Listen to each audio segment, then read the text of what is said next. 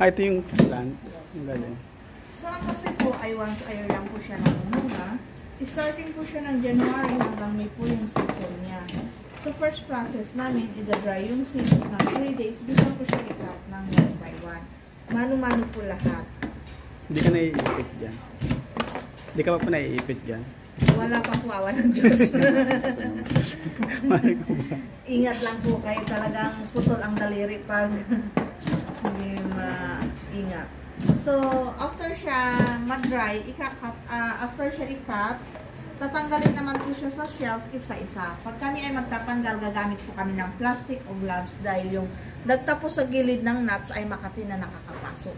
So, susumitin lang po siya ng isa-isa. Ganyan lang po.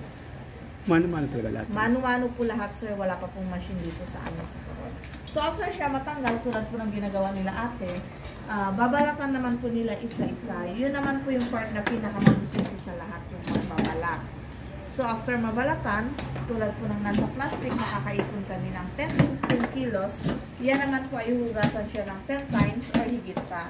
Bago po siya prepared sa kanya-kanyang flavors, tulad ng toasted, roasted, candy with langka, brittle with honey, yema, marzipan, and then polvoron. So, ang kasoy po ay 90% sa buong Palawan. Ito na po yung pinaka-main product or delicacy ng Palawan, ang kasoy.